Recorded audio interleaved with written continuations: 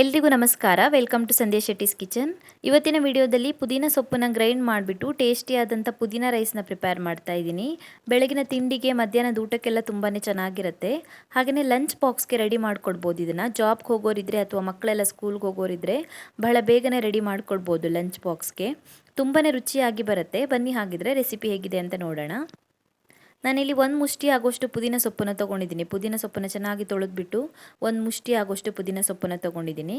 ಇವಾಗ ಇದಕ್ಕೆ ಅರ್ಧ ಇಂಚು ಆಗೋಷ್ಟು ಶುಂಠಿ, 3ರಿಂದ 4 ಬೆಳ್ಳುಳ್ಳಿ ಎಸಳು, ಹಾಗೆಯೇ 3ರಿಂದ 4 ಹಸಿಮೆಣಸಿನ್ಕಾಯಿನ ಸೇರಿಸ್ಕೊಳ್ಳಿ.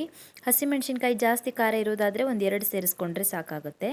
ಹಾಗೆಯೇ ಒಂದು ಚಿಕ್ಕ ಪೀಸ್ ಆಗೋಷ್ಟು ಹುಣಸೆ ಹಣ್ಣನ್ನು ಸೇರಿಸ್ಕೊಳ್ಬೇಕು.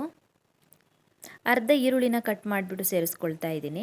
ಹಾಗೆಯೇ ಕಾಲು ಭಾಗದಷ್ಟು ತೆಂಗಿನಕಾಯಿನ ತೊಗೊಳ್ತಾ ಇದ್ದೀನಿ. ಒಂದು ಚಿಕ್ಕ ತೆಂಗಿನಕಾಯಲ್ಲಿ ಕಾಲು ಭಾಗದಷ್ಟು ತೆಂಗಿನಕಾಯಿನ ಕಟ್ ಮಾಡಿಬಿಟ್ಟು ಸೇರಿಸ್ಕೊಂಡಿದ್ದೀನಿ. ಕಟ್ ಮಾಡಿನೂ ಸೇರಿಸ್ಕೊಳ್ಬೋದು ಅಥವಾ ತೆಂಗಿನಕಾಯಿ ತುರಿನೂ ಸೇರಿಸ್ಕೊಳ್ಬೋದು. ಹಾಗೆಯೇ ಒಂದು ಏಲಕ್ಕಿ, ಒಂದು ಲವಂಗ, ಹಾಗೆಯೇ ಒಂದು ಚಿಕ್ಕ ಪೀಸ್ ಆಗೋಷ್ಟು ಚಕ್ಕೆನ ಸೇರಿಸ್ಕೊಳ್ತಾ ಇದ್ದೀನಿ. 1/4 ಚಮಚ ಆಗೋಷ್ಟು ಕಾಳು ಮೆಣಸನ್ನು ಸೇರಿಸ್ಕೊಳ್ಳಿ. ಹಾಗೆಯೇ 5-6 ಎಸಳು ಆಗೋಷ್ಟು ಕೊತ್ತಂಬರಿ ಸೊಪ್ಪು, ಜಾಸ್ತಿ ಕೊತ್ತಂಬರಿ ಸೊಪ್ಪು ಬೇಡ, ಒಂದು 5-6 ಎಸಳು ಸೇರಿಸ್ಕೊಂಡ್ರೆ ಸಾಕಾಗುತ್ತೆ. 1/4 ಚಮಚ ಆಗೋಷ್ಟು ಅರಿಶಿನ ಪುಡಿನ ಸೇರಿಸ್ಕೊಳ್ಬೇಕು.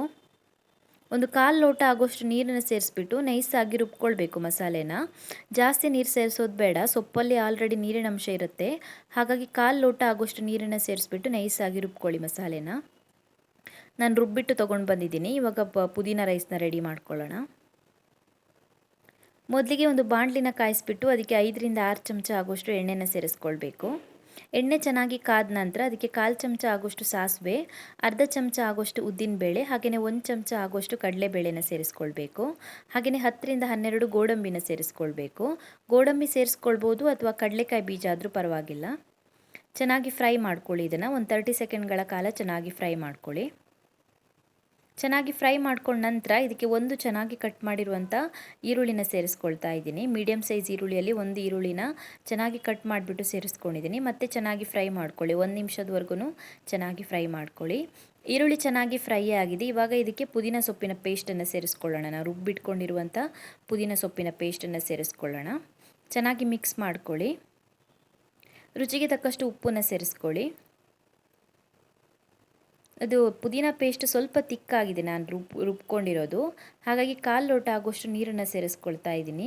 ನೀವು ರುಬ್ಬಿರುವಂಥ ಪೇಸ್ಟ್ ತೆಳುವಾಗಿದ್ದರೆ ನೀರು ಸೇರಿಸೋ ಅವಶ್ಯಕತೆ ಇಲ್ಲ. ತಿಕ್ಕಾಗಿದ್ದರೆ ಮಾತ್ರ ಸೇರಿಸ್ಕೊಳ್ಳಿ.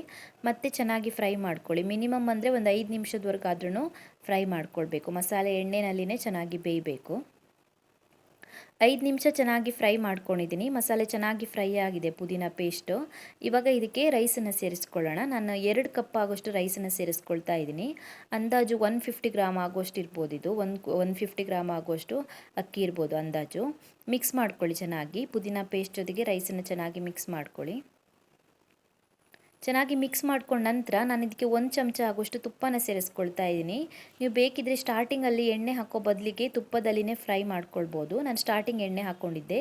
ಈಗ 1 ಚಮಚ ತುಪ್ಪನ ಸೇರಿಸ್ಕೊಂಡಿದ್ದೀನಿ. ಚೆನ್ನಾಗಿ ಮಿಕ್ಸ್ ಮಾಡ್ಕೊಳ್ಳಿ. ರೆಡಿಯಾಗಿದೆ ಇದು ಸರ್ವ್ ಮಾಡೋದಕ್ಕೆ. ತುಪ್ಪ ಸೇರಿಸಿ ಮಿಕ್ಸ್ ಮಾಡ್ಕೊಂಡ ನಂತರ ಸ್ಟವ್ ಆಫ್ ಮಾಡ್ಕೊಳ್ಬೋದು. ತುಂಬಾ ರುಚಿಯಾಗಿ ಬರುತ್ತೆ. ಸ್ಮೆಲ್ ಕೂಡ ತುಂಬಾ ಚೆನ್ನಾಗಿ ಬರುತ್ತೆ. ಲಂಚ್ ಬಾಕ್ಸ್ಗೆಲ್ಲ ಬೇಗನೆ ರೆಡಿ ಮಾಡ್ಕೊಳ್ಬೋದು. ಇದನ್ನು ರಾತ್ರಿ ಮಾಡಿರುವಂಥ ರೈಸ್ ಮಿಕ್ಕಿದ್ರೆ ಪುದೀನ ಪೇಸ್ಟನ್ನು ಬೇಗನೆ ರೆಡಿ ಮಾಡಿಕೊಂಡು ಲಂಚ್ ಬಾಕ್ಸ್ಗೆ ರೆಡಿ ಮಾಡ್ಕೊಳ್ಬೋದು. ಇದನ್ನು ತುಂಬಾ ರುಚಿಯಾಗಿ ಬರುತ್ತೆ. ಬ್ರೇಕ್ಫಾಸ್ಟ್ಗೆ, ಡಿನ್ನರ್ಗೆ, ಲಂಚ್ಗೆ ಎಲ್ಲದಕ್ಕೂ ಚೆನ್ನಾಗಿರುತ್ತೆ. ಟ್ರೈ ಮಾಡಿ ನೀವು ಕೂಡ. Thank you for watching my video. ನಿಮಗೆ ಈ ವಿಡಿಯೋ ಇಷ್ಟವಾಗಿದ್ದರೆ ವಿಡಿಯೋಗೊಂದು ಲೈಕ್ ಕೊಡಿ. ಹಾಗೆಯೇ ಕಮೆಂಟಲ್ಲಿ ತಿಳಿಸಿ ಹೇಗಿದೆ ಅಂತ. ನೀವು ನನ್ನ ಚಾನಲ್ಗೆ ಇನ್ನೂ ಸಬ್ಸ್ಕ್ರೈಬ್ ಮಾಡಿಲ್ಲ ಅಂದರೆ ಇವಾಗಲೇ ಸಬ್ಸ್ಕ್ರೈಬ್ ಮಾಡ್ಕೊಳ್ಳೋದನ್ನು ಮರಿಬೇಡಿ.